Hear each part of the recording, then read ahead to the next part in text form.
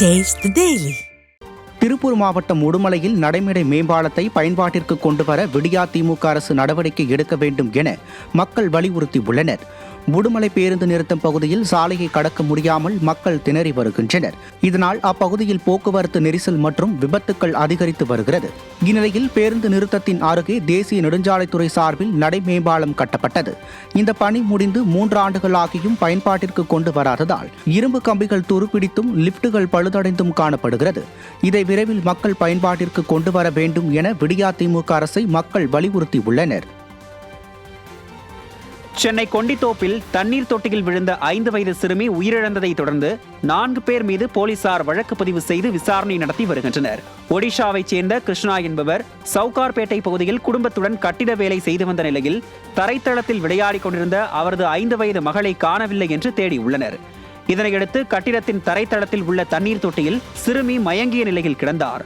சிறுமியை ஸ்டான்லி அரசு மருத்துவமனைக்கு கொண்டு சென்றபோது ஏற்கனவே அந்த குழந்தை உயிரிழந்து விட்டதாக மருத்துவர்கள் தெரிவித்தனர்.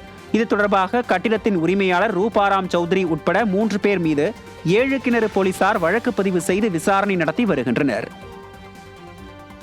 நீலகிரி மாவட்டம் உதகை பகுதியில் இருந்து 4 பழங்குடி சிறுமிகளை வீட்டு வேலைக்காக கேரளாவிற்கு கொண்டு செல்ல முயன்ற நபர்களை பொதுமக்கள் பிடித்து போலீசாரிடம் ஒப்படைத்தனர்.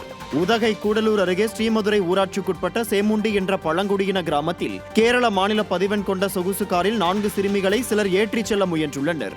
இதை பார்த்த பொதுமக்கள் அப்பகுதி அதிமுக கவுன்சிலருக்கு தகவல் தெரிவித்தனர்.